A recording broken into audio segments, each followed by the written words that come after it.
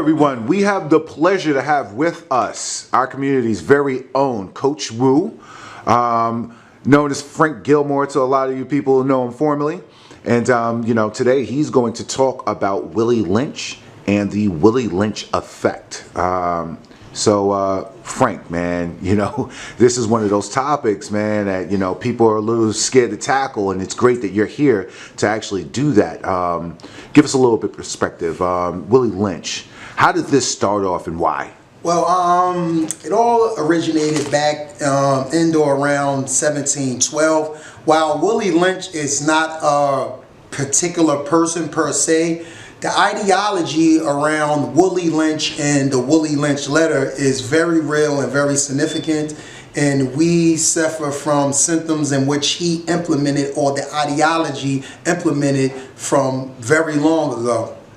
The term lynching comes from Willie Lynch. So this is, it's a hard topic to talk about, but it has to be talked about. Wow, man, and that's definitely very, very important, because, from my understanding about it, we're still affected, by that to this day, to this very, very day. And, we understand that this was a letter that was, used as a form of control.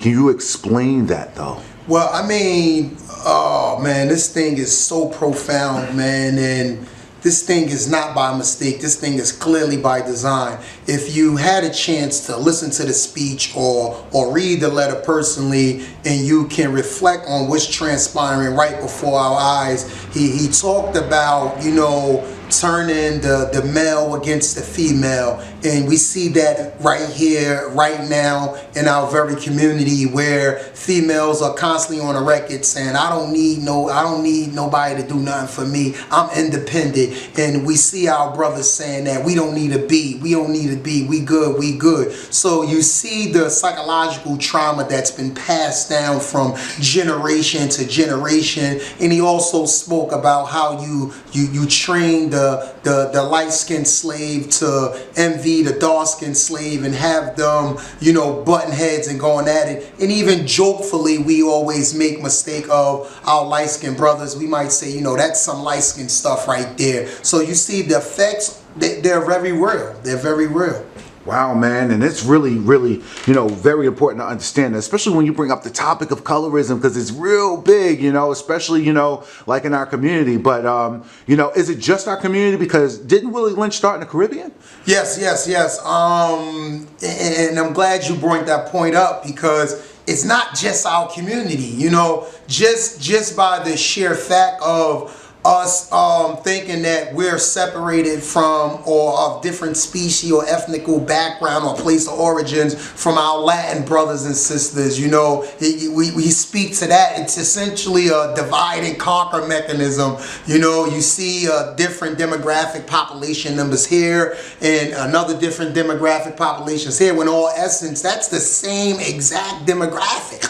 That's the same exact demographic, but that ideology of the Willie Lynch will have people thinking that they're of different place of origins and ethical background of other individuals. So it's that divisive mechanism in the ideology of the Willie Lynch Letter. Wow, man. But surely, why though? When we think about this, why is it necessary? Was this created out of fear? Why did this have to be implemented if you already have control of the slave body? Why attack the mind? Well, if you really dive in and you see, and shockingly, this ideology to a degree made some sense to the powers that be, because he spoke about slavery in Rome, right? And he said how you guys are having slave revolts and you having uprisings over here. It's because you're physically, abusing the slaves. He was like, no, you have to mentally do this stuff to them. And so goes the mind, so goes the body. So he spoke about the breaking of the male, right? and he said, you take the toughest, most violent and most respectful male of the bunch, and you place him in front of all the people that look at him, and you tie him to a horse, and you whoop the horse, and you let everyone else witness this guy whom we all look up to being ripped apart and beaten to almost to the point of death.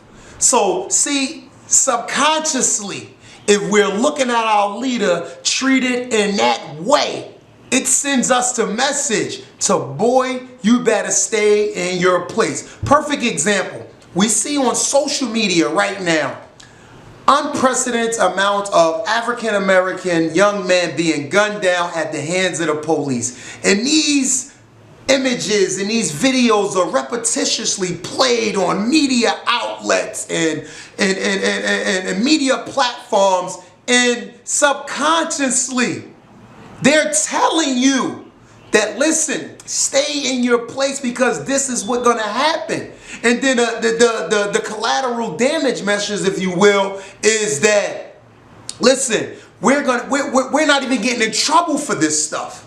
So you see the message from a subconscious standpoint.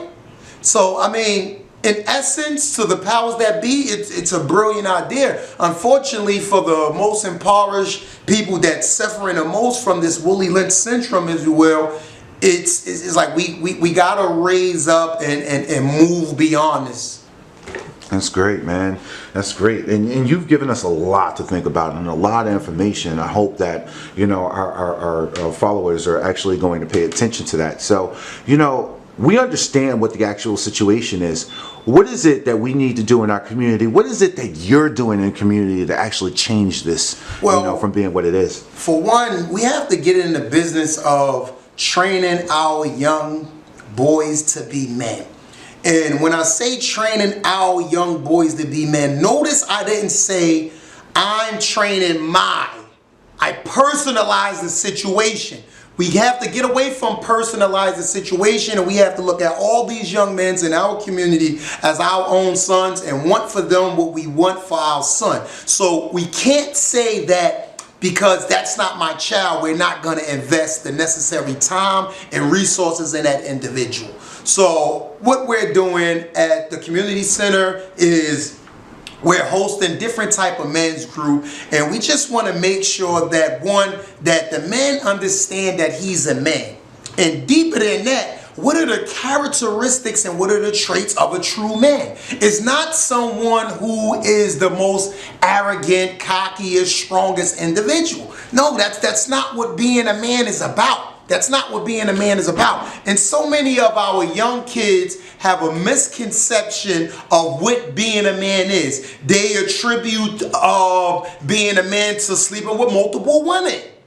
That's not the case. They attribute being a man by having multiple kids with multiple women, or the ability to, I don't know, knock someone out or do something like that, physical features, or I'm a man because you disrespected me for X, Y, and Z, so I'm going to grab my gun and shoot you. They attribute those things to being a man, and that's fed to them subconsciously, both consciously and subconsciously, you know, because you have to look at the environment that they're in. And I mean, it's just so much stuff going on, so many moving pieces. But I'll say this, that if we don't get a hold of our young men at or around 11 or 12, we are behind the ball. We are behind the ball. Because if you're trying to teach a young boy how to be a man when he's 16 and 17, odds are he's going to be very rebellious because he have already been sucked in by the negative influences of his peer group. Wow, wow. And we talk about paradigm changes here all the time, and what, you know, all that encompasses. So, you know, wow, man, you gave us a lot to think about, and just wanted to thank you, you know, for your wise words. But, you know, give us something, you know, leave us with something, you know, if it's a quote or it's a saying, you know, give us something, you know, that, you know, we can take with us. I mean, I'll leave you with two quotes, good people. And one is, knowledge held in its knowledge held in its place of origins is useless. If you have the knowledge to help out a situation and you do not utilize that knowledge, you having that knowledge means nothing. And the next quote is pretty simple. Always lend a helping hand. This is as simple as that. Just always be willing to help out someone. Wow, each one teach one. Thanks again. We appreciate you, Frank, for your wise words. Everyone, this has been, one of those messages that we definitely need to start to share a little bit more in our community. So we definitely thank Frank, and stay tuned for 28 Days of Blackness.